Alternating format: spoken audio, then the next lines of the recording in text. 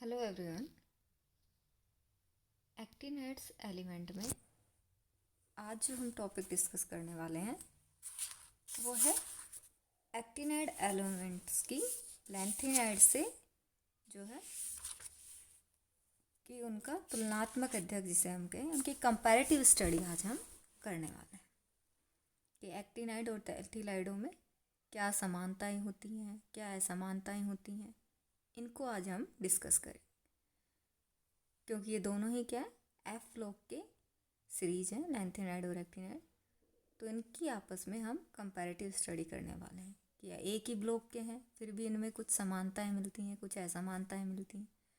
तो कौन सी इनकी प्रॉपर्टीज सेम होती हैं और कौन सी डिफरेंट होती हैं, उनको हम यहाँ डिस्कस करेंगे। क्योंकि जो एक्टिनाइड आपके होते हैं वो हमने ऑक्सीडेशन स्टेट में भी देखा था कि जो हल्के एक्टिनाइड होते हैं वो तो क्या करते हैं, एफ ब्लॉक के तत्व तो हैं बट फिर भी उनकी काफ़ी गुण संक्रमण तत्वों से ज़्यादा समानता रखते हैं बजाय एफ ब्लॉक के लैंथेनाइडों की तुलना में। जबकि जो भारी एक्टिनाइड होते हैं उनके गुण लैंथेनाइडों से ज़्यादा समानता रखते हैं। तो उसको ही हम यहाँ डिस्कस करेंगे। सबसे पहले हम इनकी सिमिलरिटीज़ को डिस्कस करते हैं कि इन दोनों में क्या क्या समानताएं होती हैं। क्योंकि एक ही ब्लॉक के तत्व हैं तो दोनों में काफ़ी समानताएं देखने को मिलती हैं। तो फर्स्ट जो इनकी है वो यही है कि लैंथेनाइड और एक्टिनाइड दोनों ही क्या होते हैं, काफ़ी सक्रिय धातु में होती हैं और दोनों ही प्रकृति में स्वतंत्र रूप में नहीं पाई जाती हैं।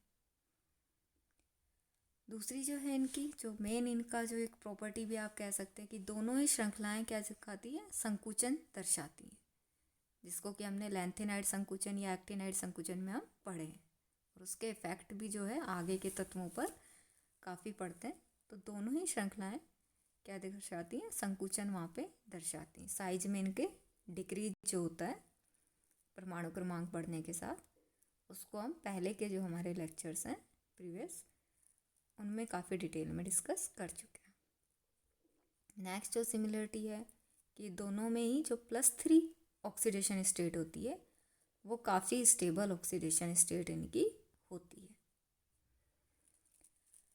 तथा दोनों ही जो सीरीज के एलिमेंट्स हैं वो कॉम्प्लेक्स कंपाउंड्स में जो इनके आयंस होते हैं केंद्रीय धातु वो सामान्यतः उच्च समन्वय संख्या वाले संकुल यौगिक ये बनाते हैं। संक्रमण तत्वों में हमने देखा था कि ज़्यादा से ज़्यादा मोस्टली 6 वाले जो होते हैं समन्वय संख्या वाले वही संकुल यौगिक हम पढ़ते हैं क्योंकि वहीं तक ये स्टेबल कॉम्प्लेक्स कंपाउंड संक्रमण तत्व बनाते हैं। बट लैंथेनाइड और एक्टिनाइड के जो संकुल यौगिक होती हैं उनकी समन्वय संख्या 10, 11, 12 तक भी आपको स्टेबल कंपाउंड बनाते हुए दिखते हैं।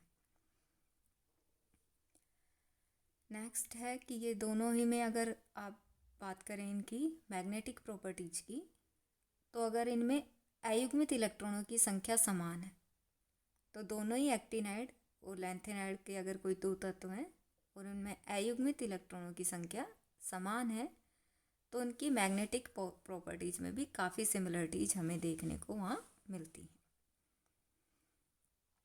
ये तो थी इनकी कुछ सिमिलरिटीज।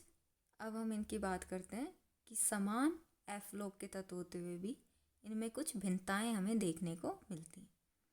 तो वो भिन्नताएं क्या हैं उनको भी हम यहाँ डिस्कस करेंगे बिकॉज यहाँ पे हम क्या कर रहे हैं, कंपैरेटिव स्टडी कर रहे हैं। तो हम दोनों ही चीज़ें देखेंगे कि क्या समानताएं और क्या असमानताएं। तो अगर हम इनकी जो है डिफरेंसेस की बात करें तो पहला क्या है कि जो एक्टिनाइड तत्व होते हैं वो मोस्टली क्या होते हैं, रेडियोधर्मी प्रकृति के रेडियो एक्टिव एलिमेंट्स होते हैं। एक्टिनाइड्स में हमने डिस्कस भी किया था कि मोस्टली एक्टिनाइड रेडियो एक्टिव होते हैं जबकि लैंथेनाइड के जो एलिमेंट्स होते हैं वो रेडियो एक्टिव नहीं होते, उनमें रेडियो एक्टिव प्रॉपर्टी इतनी नहीं मिलती है। बस एक जो प्रोमीथियम है वो कुछ हद तक आपका रेडियो एक्टिव एलिमेंट होता है। नेक्स्ट है कि लैंथेनाइड जो है वो मोस्टली आपको प्रकृति में प्राप्त हो जाता है इसके अयस्कों के रूप में। बट जो एक्टिनाइड्स हों वो मोस्टली कैसे हैं, सिंथेटिक होते हैं, वो प्रकृति में हमें नहीं मिलते। कुछ ही एक्टिनाइड हैं जो हमें प्राकृतिक रूप से प्राप्त होते हैं, जैसे यूरेनियम, थोरियम।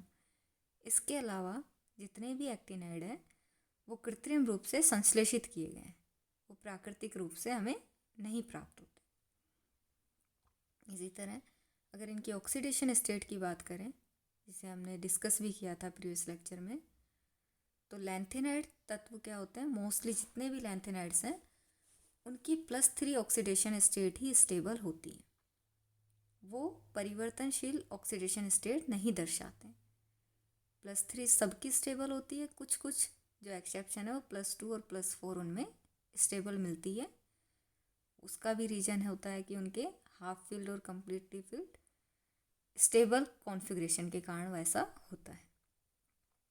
परंतु जब हम एक्टिनाइडों की ऑक्सीडेशन स्टेट की बात करते हैं तो हमने देखा था कि जो हल्के एक्टिनाइड होते हैं वो परिवर्तनशील ऑक्सीकरण अवस्था दर्शाते हैं, जबकि भारी एक्टिनाइड में परिवर्तनशील ऑक्सीकरण अवस्था हमें देखने को नहीं मिलती। तो ये भी एक मेजर डिफरेंस इनकी प्रॉपर्टीज में हमें देखने को मिलता है। अब इनके अगर कंपाउंड्स की बात करें तो जो लैंथेनाइड एलिमेंट्स होते हैं उनके जो यौगिक होते हैं वो क्या होते हैं, आयनिक प्रकृति के होते हैं, जबकि एक्टिनाइड के यौगिकों में कुछ हमें कोवेलेंट कैरेक्टर भी देखने को मिलते हैं। और अगर इनके संकुल निर्माण की बात करें तो एक्टिनाइड जो तत्व होते हैं उनमें कॉम्प्लेक्स फॉर्मेशन की टेंडेंसी कंपैरेटिव लैंथेनाइड काफ़ी ज़्यादा होती है, कि एक्टिनाइड ज़्यादा कॉम्प्लेक्स फॉर्मेशन की टेंडेंसी रखते हैं बजाय लैंथेनाइड्स के। तो ये इनकी कंपैरेटिव स्टडी थी लैंथेनाइड और एक्टिनाइड की, कि क्या इनमें समानता है और क्या इनमें असमानता है। अब नेक्स्ट जो इस यूनिट का हमारा इम्पोर्टेंट टॉपिक बचता है हमारा, इस पर काफ़ी क्वेश्चन कई बार एग्जाम में पूछा जाता है, वो है सुपर हैवी एलिमेंट्स, अति भारी तत्व। कि इस पर टिप्पणी पूछ लेते हैं कि अति भारी तत्व क्या होते हैं, उसको समझाइए। तो अति भारी तत्व हमें किनको कहते हैं, वो एलिमेंट्स जिनका जो कि एटॉमिक नंबर 103 103 के बाद जो तत्व आते हैं, मीन्स एक्टिनाइड जो सीरीज है उसके बाद के जो तत्व हैं, 103 तक आपकी एक्टिनाइड सीरीज ख़त्म हो जाती है, उसके बाद जो एलिमेंट आते हैं उनको हम अति भारी तत्व कहते हैं। और अति भारी तत्व क्यों कहते हैं, क्योंकि ये डी ब्लॉक के हाईली डेंस, मतलब इनकी डेंसिटी बहुत ही ज़्यादा वाले जो है ये तत्व होते हैं, तो इनकी हाई डेंसिटी के कारण इनको अति भारी तत्व कहा जाता है। और ये एलिमेंट्स किसके, डी ब्लॉक के। हम इसे एक्टिनाइड में पढ़ जरूर हैं, लेकिन ये अति भारी तत्व एफ ब्लॉक के एलिमेंट्स नहीं है, ये एक्टिनाइड सीरीज ख़त्म होने के बाद जो एलिमेंट आते हैं डी ब्लॉक के, वो तत्व। तो ये 103 के बाद वाले तत्व हैं, ये हाईली डेंस होते हैं, इनकी प्रॉपर्टी की अगर हम बात करें। और ये भी सभी क्या होते हैं, कृत्रिम रूप से संश्लेषित किए जाते हैं, प्राकृतिक रूप से नहीं मिलते हैं अति भारी तत्व, मोस्टली क्या होते हैं, कृत्रिम रूप से संश्लेषित किए जाते हैं। और अत्यधिक अस्थायी होते हैं, इनका जो आप कहें हाफ लाइफ होता है बहुत ही कम सेकंडों का होता है, तो ये अत्यधिक अस्थायी होते हैं, बहुत ही कम हाफ लाइफ इनका होता है। बट कुछ जो है एलिमेंट्स जो अति भारी तत्व में आते हैं, अगर उनके आप जानते हैं प्रोटॉन और न्यूट्रॉन मैजिक नंबर में हों तो उनका स्टेबिलिटी क्या हो जाती है, काफ़ी ज़्यादा हो जाती है। कि अगर प्रोटॉन और न्यूट्रॉनों की संख्या इनकी जो है, जिनको हम जादुई अंक कहते हैं या मैजिक नंबर कहते हैं, उनमें होती है, तो हम क्या कहते हैं कि वो न्यूक्लियस क्या होता है, स्टेबल न्यूक्लियस हम उसको मानते हैं। जैसे कि 2, 8, 28, 50 या 126, इस तरह से अगर प्रोटॉन न्यूट्रॉनों की संख्या है तो वो न्यूक्लियस स्टेबल माने जाते हैं। तो कुछ ऐसे भी होते हैं जिनका कि कुछ जो कंपैरेटिव स्टेबल होते हैं, पर इनकी बहुत ज़्यादा स्टेबिलिटी तब भी नहीं होती है, इनका हाफ लाइफ कुछ सेकंडों का ही होता है वहाँ पे। बट ये है कि हाँ, इनका एग्जिस्टेंस आप मेजर वहाँ पे कर सकते हैं, इतनी स्टेबिलिटी इनकी होती है कि इनका अस्तित्व आप पता कर सकते हैं। तो अगर ये तो इनकी कुछ प्रॉपर्टीज़ थी कि सुपर हैवी एलिमेंट्स क्या होते हैं। अब बात आती है इनके नॉमेनक्लेचर की। तो जब इनका नॉमेनक्लेचर किया गया तो स्टार्ट में तो जिस साइंटिस्ट ने इनको खोजा था उन्हीं के नाम पे इनके जो है नामकरण कर दिया गया। से जिसने खोजा उसी के नाम पे इनका नाम रख दिया गया। बट उससे क्या हुआ कि आगे फर्दर चल के और साइंटिस्ट ने जब इन पे काम किया, इनकी अदर प्रॉपर्टीज़ डिस्कवर की, तो वहाँ पे एक मतलब इनका नॉमेनक्लेचर को लेके एक कन्फ्यूजन क्रिएट होने लगा कि अब किसके नाम पे इनका नाम रखें। कि किसी ने इसको खोजा, दैन फिर किसी ने इस पे काम किया, इनके लिए कुछ नई प्रॉपर्टीज़ डिराइव की।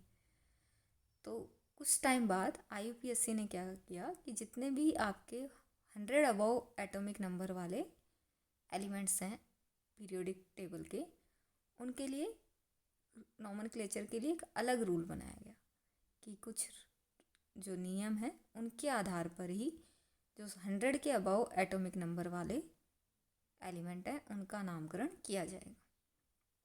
और उनका नामकरण कैसे किया जाता है कि जो भी उनका परमाणु क्रमांक है, तो 100 से अबव है तो ऑब्वियसली उसमें कितने नंबर हैं? 3 नंबर हैं। उन तीनों ही नंबरों के लिए एक मूल नाम निर्धारित किया गया। 3 अंक है, जैसे कि आप 101 की बात करें तो उसमें क्या है? 3 अंक है, 101। तो तीनों ही अंकों के लिए एक एक मूल नाम निर्धारित किया कि 0 को क्या बोलेंगे, 1 को, 2 को, 3 को, इस तरह से। और इन तीनों के मूल नामों को जब आप किसी 100 परमाणु क्रमांक वाले से ज़्यादा वाले तत्व का नाम करें तो तीनों अंकों के मूल नाम को क्रम में लिख दीजिए और लास्ट में EM लगा दीजिए।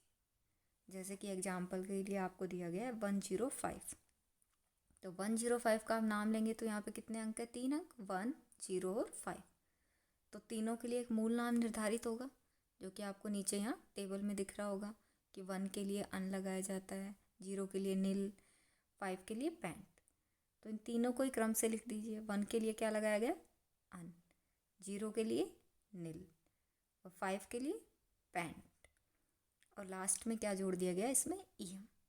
तो ये इसका 105 का नाम हो गया। तो कुछ इस तरह से इनका नामकरण किया जाता है। अब अगर इनके सिंबल की बात करें तो इनके जो भी नाम के फर्स्ट लेटर होते हैं उनका लेटर्स को लिख के इनका सिंबल बना दिया जाता है।